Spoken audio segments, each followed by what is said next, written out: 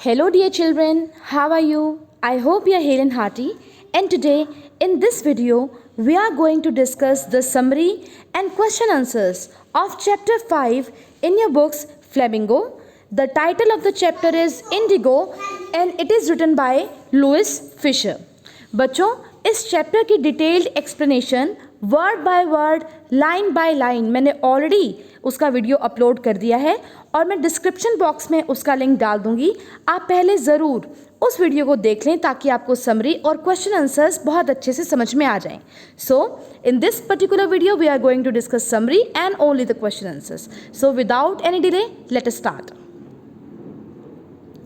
Summary. In this chapter, the writer Louis Fisher described the struggle of Gandhiji for the poor peasants, farmers of Champaran, Bihar. इस chapter के अंदर writer जो है Louis Fisher, American writer हैं, वो describe करते हैं गांधी जी का स्ट्रगल, संघर्ष जो उन्होंने गरीब पेजेंट्स या फार्मर्स, कोई भी वर्ड आपको अच्छा लगे आप यूज़ कर सकते हैं, गरीबों के लिए जो उन्होंने संघर्ष किया, गरीब किसानों के लिए। और वो किसान कहाँ के थे? चंपारण, बिहार के। The farmers were share croppers with the British planters. जो ये फार्मर्स थे बच्चों, ये क्रॉप को शेयर करते थे, यानी कि सांझी खेती करते थे ब्रिटिश प्लांटर्स के साथ, अंग्रेजी भूमिपतियों के साथ। By an agreement they had to produce indigo on 15% of the land and give it as rent to the landlords. और बच्चों, इनका ना एक एग्रीमेंट हो रखा था इन किसानों का अंग्रेजी भूमिपतियों के साथ, जिस एग्रीमेंट के हिसाब से इन्हें अपनी जो भूमि थी पूरी, उसके 15% पे इंडिगो यानी कि नील की ही खेती करनी थी और वो पूरी 15% इंडिगो दे देनी थी इन अंग्रेज भूमिपतियों को रेंट के रूप में, किराए के रूप में। इन शेयर क्रॉपर्स को आप टेनेंट फार्मर्स भी कह सकते हैं। इन 1917 it was known that Germany had developed synthetic Indigo. 1917 में ये बात पता चली कि एक देश जर्मनी ने आर्टिफिशियल इंडिगो, नील बनाना सीख लिया है। The British planters now no longer wanted the indigo crop. अब जो अंग्रेज भूमिपति थे उन्हें इंडिगो की फसल नहीं चाहिए थी। In order to release the farmers from the 15% agreement they demanded compensation from them. अब बच्चों, उन्होंने चाल क्या चली? उन्होंने किसानों से कहा कि हम तुम्हें इस 15% वाले एग्रीमेंट से मुक्त कर देंगे, उसके लिए तुम हमें मुआवजा दे दो। In order to release the farmers from the 15%, they demanded compensation, मुआवजा from them. Some of the illiterate peasants agreed to it, but others refused. बच्चों, जो अनपढ़ किसान थे वो तो मान गए, लेकिन कुछ और किसान भी थे जिन्होंने ये सब मुआवजा देने से, कॉम्पनसेशन देने से रिफ्यूज़ किया, मना किया। They engage lawyers to go to the court. उन्होंने वकील रखे और वो कोर्ट जाने के लिए तैयार थे। It was at this point that Gandhiji appeared in Champaran at the request of Rajkumar Shukla. बच्चों, ये बहुत इंपॉर्टेंट नाम है, राजकुमार शुक्ला। तो राजकुमार शुक्ला गांधी जी के पास गए और उन्होंने उनसे रिक्वेस्ट की कि वो चंपारण आए।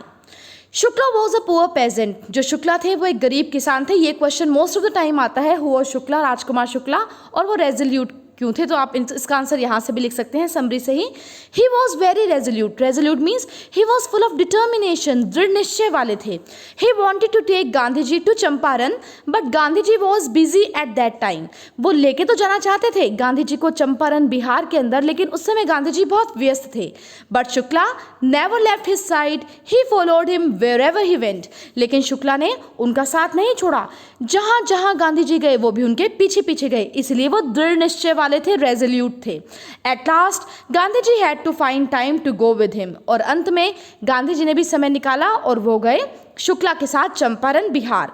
This event occupied almost a year of Gandhi ji's life. ये जो पूरी घटना थी चंपारण, बिहार की, 1 साल ऑक्यूपाई कर लिया इस घटना ने गांधी जी के जीवन का।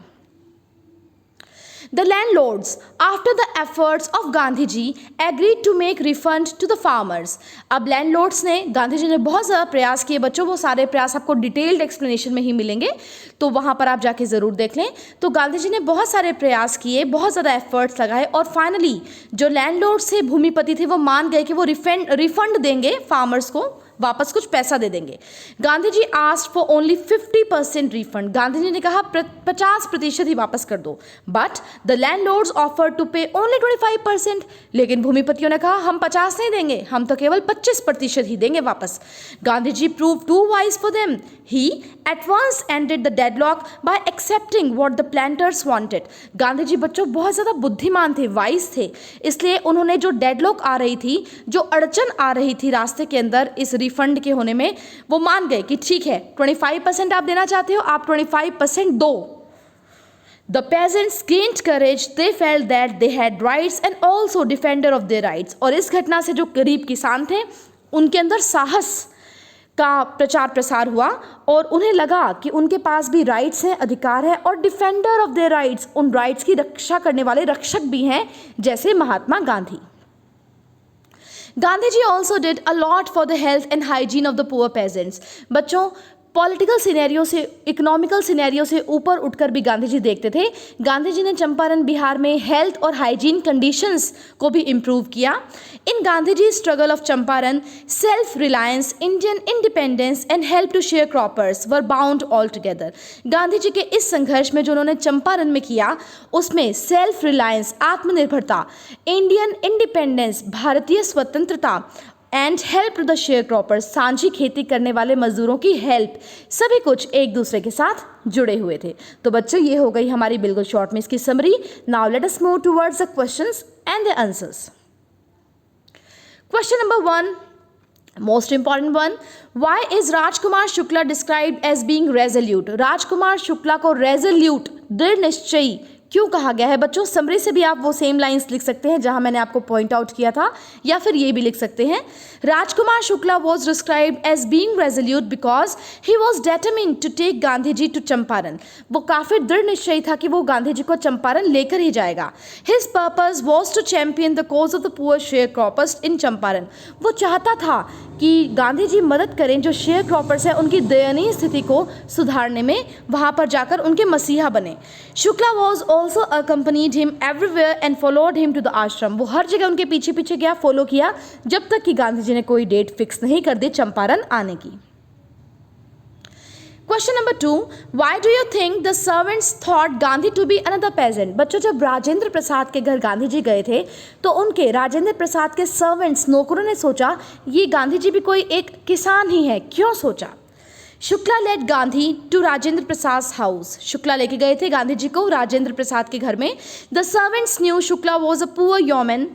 Gandhi was also clad in simple dhoti. Servants को पता था राजकुमार शुक्ला तो बार बार आ जाता है हमारे मास्टर को पेस्टर करने के लिए, तकलीफ देने के लिए, तो ये जो है गांधी, इसने भी धोती पहन रखी है, तो ये भी पक्का कोई ना कोई गरीब योमैन ही होगा, गरीब फार्मर ही होगा। He was the champion of a peasant. जबकि गांधी जी तो थे किसान के चैंपियन, मसीहा, सॉरी कंपेनियन दे रखा है बच्चों यहाँ पे, कंपेनियन थे किसान के, तो शायद वो भी किसान ही होंगे। Hence the servant thought Gandhi to be another peasant. तो एक किसान के साथ कोई कंपेनियन, कोई साथी आया है तो वो भी उनका किसान साथी ही होगा, ऐसा उन सर्वेंट्स ने सोचा। Question number 3, important one. List the places that Gandhi visited between his first meeting with Shukla and his arrival at Champaran. कहाँ गए? ये मैंने आपको डिटेल्ड एक्सप्लेनेशन जब करवाई थी मैंने तब भी बताया था। लिस्ट ऑफ द प्लेसेस आता है पेपर में, कहाँ गए थे ये। Gandhi's first meeting with Shukla was at Lucknow, पहले लखनऊ में। Then he went to Kanpur and other parts of India, फिर कानपुर और भी जगह थी इंडिया की। He return to his ashram near Ahmedabad, फिर वो वापस अपने आश्रम में आए अहमदाबाद में। Later he went to Calcutta, Patna, Muzaffarpur before arriving at Champaran. तो ये जगह थी बच्चों जहां पर वो गए थे। Question number 4, what did the peasant pay the British landlords as rent. जो गरीब किसान थे वो ब्रिटिश लैंडलॉर्ड्स को रेंट के रूप में क्या देते थे बच्चों? ये 15% ऑफ इंडिगो, ठीक है। What did the British now want instead and why. अब ब्रिटिश प्लांटर्स क्या चाहते थे और क्यों? What would be the impact of synthetic indigo on the prices of natural indigo? Artificial Indigo जो जर्मनी ने डेवलप कर लिया था, उससे जो नेचुरल इंडिगो है उसके दाम में क्या फ़र्क पड़ेगा? तो चलिए, बहुत इंपॉर्टेंट है, आपको पता ही चल रहा है, सारे इंपॉर्टेंट पॉइंट्स इसमें पूछे गए हैं। The peasants paid the British landlords indigo as rent, 15% indigo देते थे। Now Germany had developed synthetic indigo. So the British landlords wanted money as compensation for being released from the 15% arrangement. उनको पैसे चाहिए थे कि हम तुम्हें 15% के ये जो एग्रीमेंट है उससे आज़ादी दे देंगे, पैसे लाओ. The prices of natural indigo would go down due to the synthetic indigo. और ऐसा उन्होंने क्यों किया? क्योंकि इन्हें पता था आर्टिफिशियल इंडिगो के आने से जो नेचुरल इंडिगो है उसके प्राइसेस कम हो जाएंगे, डाउन आ जाएंगे.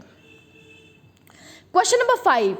Why did Gandhi agree to a settlement of 25% refund to the farmers? बच्चों, गांधी जी ने 50% मांगा था, लेकिन लैंडलॉर्ड्स ने कहा हम तो 25% देंगे. फिर गांधी जी मान क्यों गए? 25% का नुकसान क्यों कराया? For Gandhi, the amount of the refund was less important than the fact that the landlords had been forced to return part of the money and with it part of their prestige too. बच्चों, गांधी जी के लिए ना पैसा कम मायने रखता था. Main बात थी कि ब्रिटिश लैंडलॉर्ड ने स्वीकार किया कि वो रिफंड करेंगे, 25% ही सही, वो मनी तो देंगे अपनी 25%, साथ में उनकी प्रेस्टीज, उनके ऑनर, उनके सम्मान का एक हिस्सा भी देंगे, क्योंकि वो हार गए थे गरीब किसानों से. So he agreed to the settlement of 25% refund to the farmers. इसीलिए गांधी जी मान गए थे. Question number 6. How did the episode change the plight of the peasants? Plight होती है बच्चों कंडीशन. गरीब किसानों की कंडीशन कैसे बदली इस एपिसोड से चंपारण में जो हुआ?